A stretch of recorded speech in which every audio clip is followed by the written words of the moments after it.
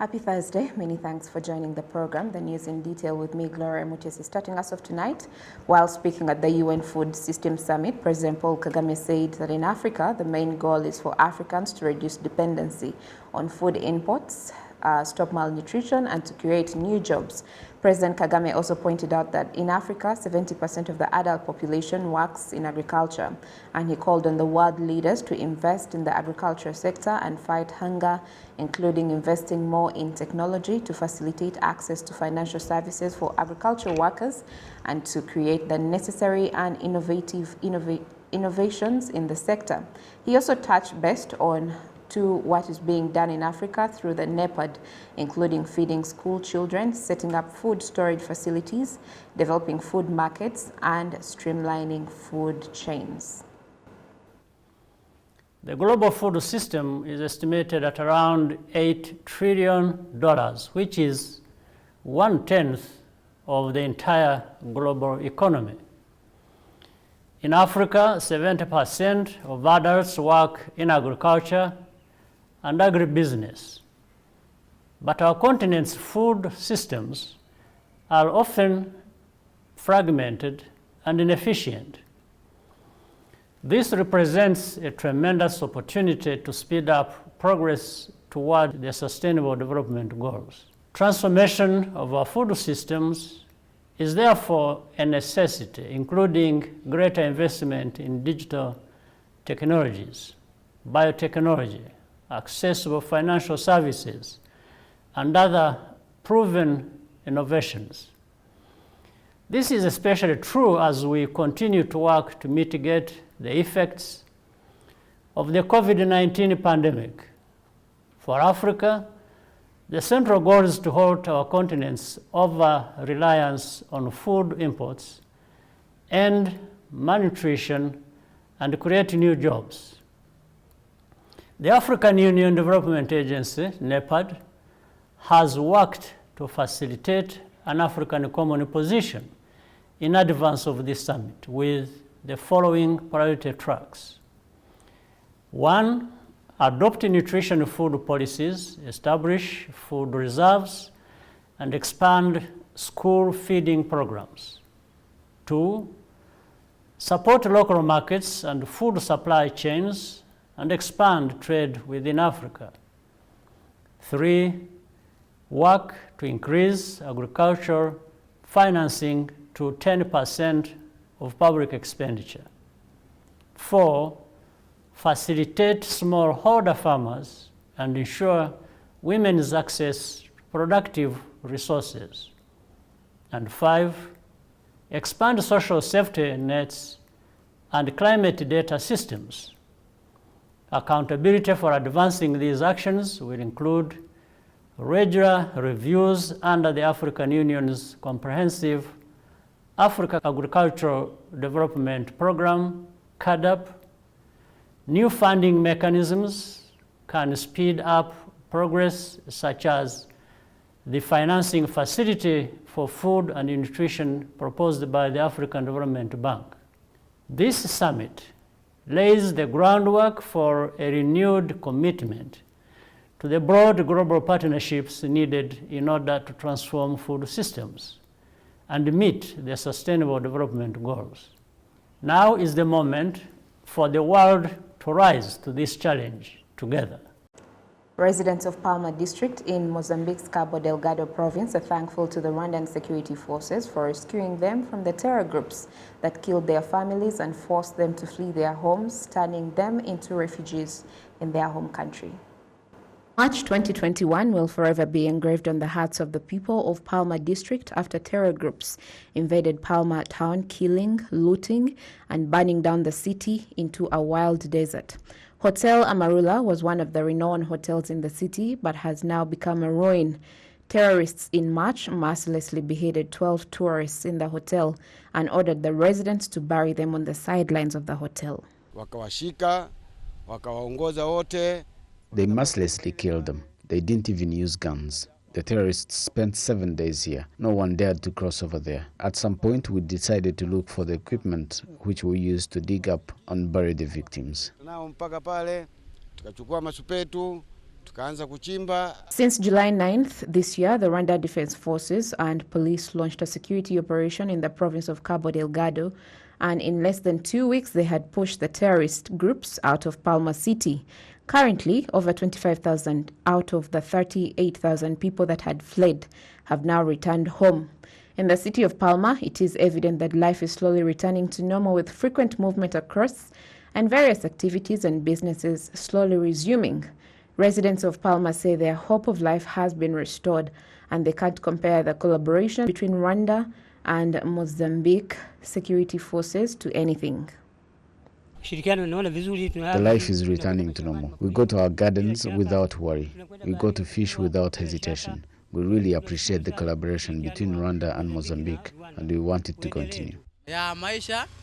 The situation has started to improve slowly, and for that we thank Rwanda for coming to rescue us and helping us to go back to how things were before. RDF spokesperson Colonel Ronald Guivanga says beyond Palma's, resettlement efforts will continue in other areas where peace and security has been restored. There are many factories, as you may know them, like Total here in Palma, but there were attacks in March this year where so many people lost their lives. 12 foreigners were killed here at the Hotel Amaruda, and they were buried around. Since the time we deployed here, our job has been to protect against the attacks from the terrorists from near Tanzania at a place called Kionga, and to protect the city of Palma. So we are able to follow up on all the other things happening from here. About 1 million people had been displaced from the province of Cabo Delgado. In the forthcoming local elections, scheduled to begin by the end of next month, some of the activities will be done virtually with the aid of technology. Members of the Forum of Recognized Political Parties in Rwanda have been urged to play a key role in the smooth running of the elections. Let's now hear from Innocent Mugabo. The National Electoral Commission, NEC, says that since 2020, ideas have continued to be collected so that elections can be held during the COVID-19 pandemic and preventing its spread. Opinions that have been received about the upcoming elections include receiving candidatures through the use of technology. Some of the representatives of the political parties say they are well prepared for the elections and sensitize their voters to participate. What we are going to do is to teach our voters in general and urge all Rwandans to submit their candidatures to participate in the elections. We believe the elections will go well, since they also explain to us some of the new changes available, which will help us to also use a low budget. We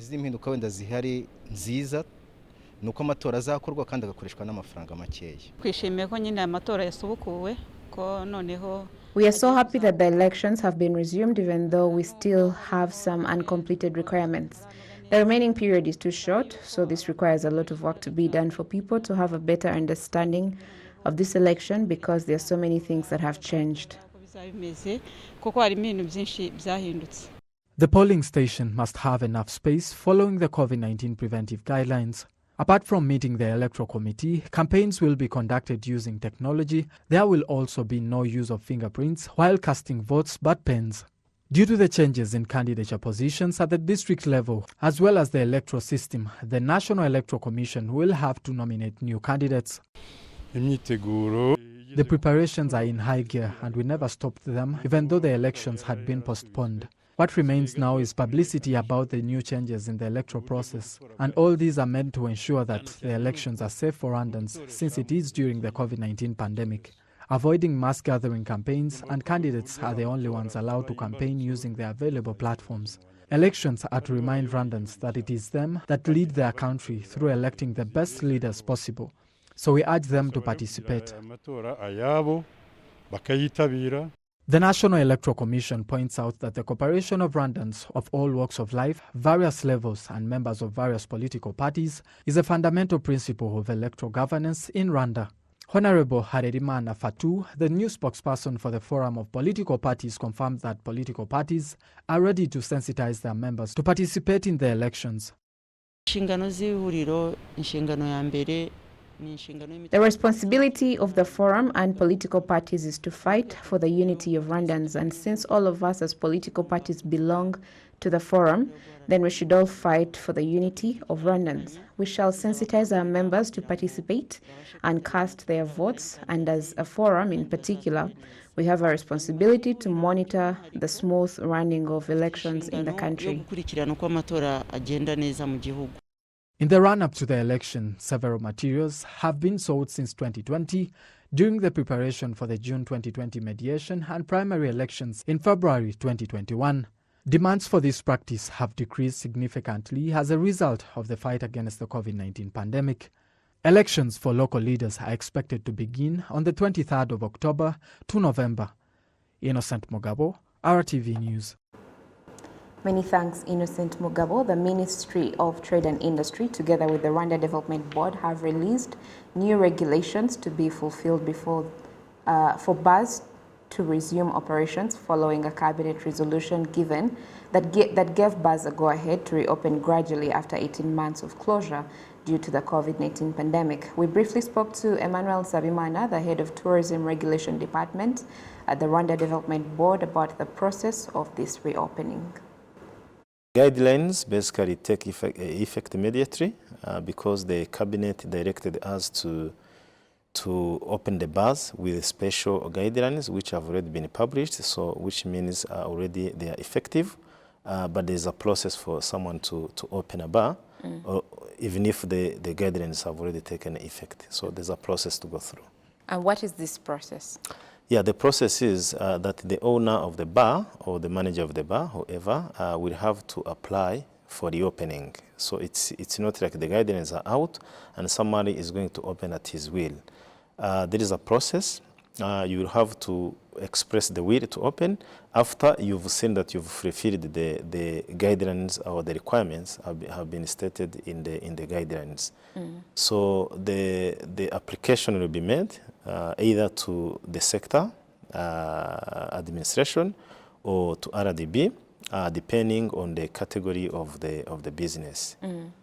Those bars that hold what we call tourism operating license, which is issued by RDB, will apply the reopening at RDB.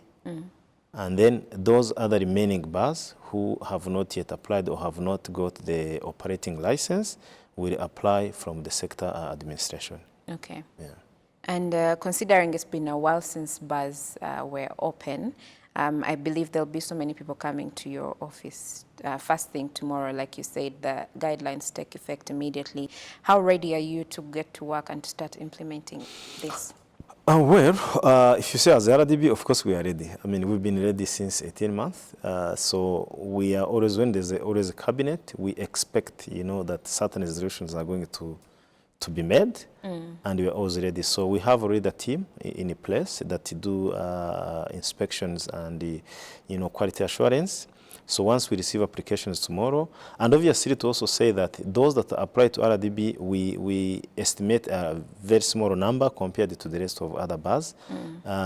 We don't have so many bars in the country that have got operating license, because here we are talking of the high-end sort of bars, the bigger bars that you can think of. So the team is ready, at least in the Kigali city, but also in the provinces we have few RDB staff that do conduct inspections, so who will assess if the requirements are fulfilled, and then they open.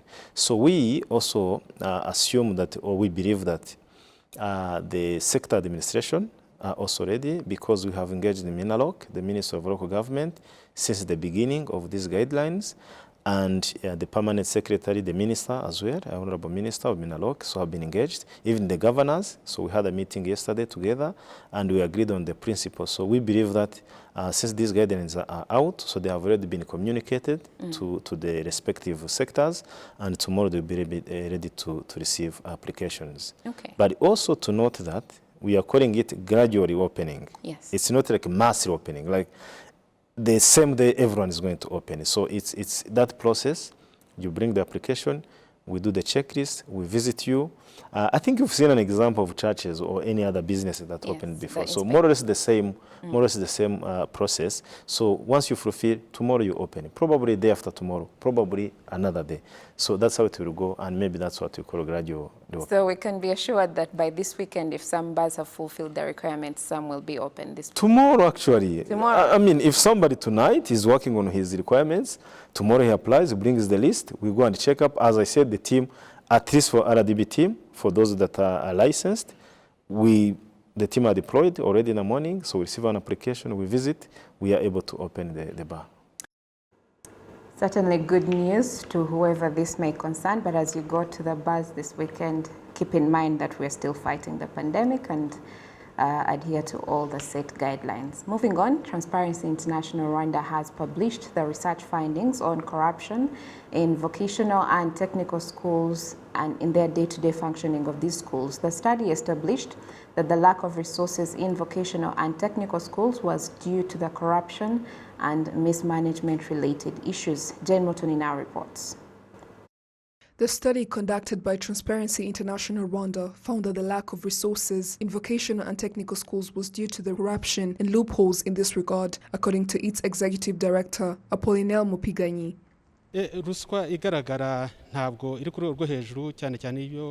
apparent corruption is not at the highest level. It's below 10%, while in Rwanda bribery index, it was above 12%, which means that corruption is still at a low level. On one hand, our informants point out there is a factor of poor management of the equipments in these schools, whereby those in charge of managing them are instead using them for their own personal gains by renting them to teachers.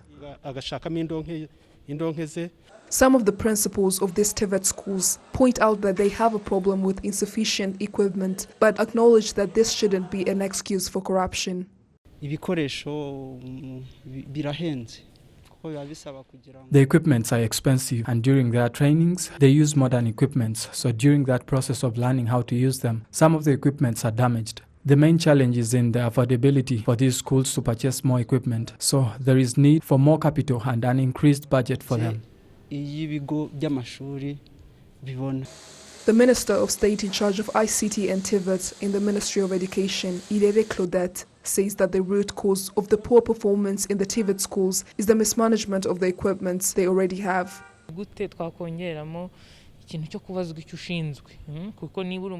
There should be a way of holding accountable those that are put in charge to manage the equipment, because it makes no sense how some students lack equipment. We shall also carry out an assessment through the exams that we set, which are mostly practical, and if students of a certain school are failing due to the standards of our setting, then we shall follow up and ask the school administrators why it happened, yet they have equipment.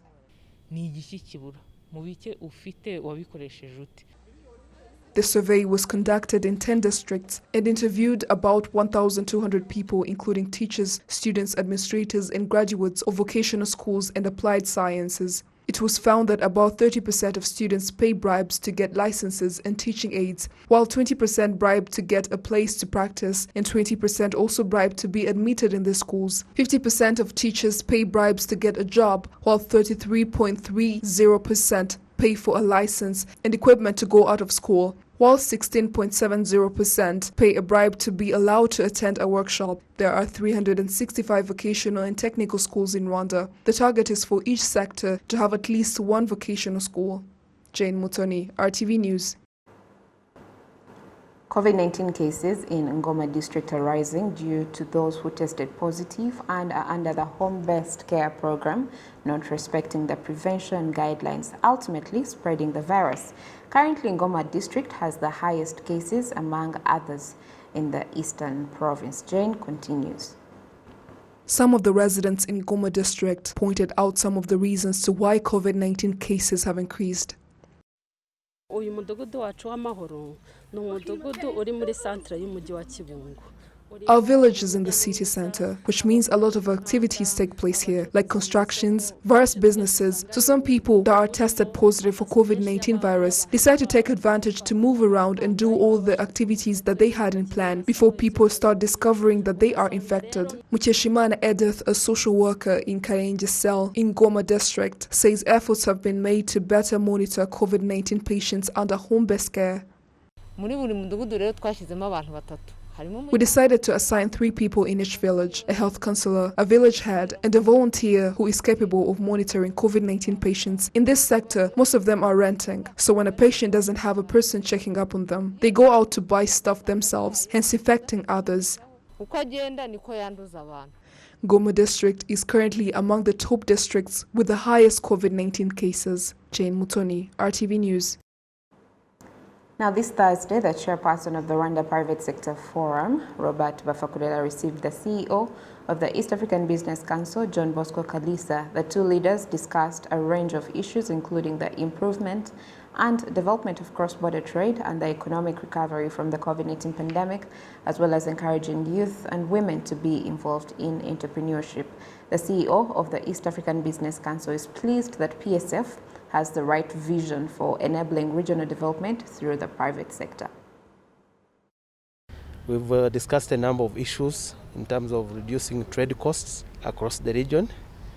We looked at instruments for recovery, some of the instruments related to the fiscal policy, some of the instruments relates to monetary policy, other instruments relates to trade policy. So if I talk about monetary policy, we've looked at how banks should help and support the business recovery.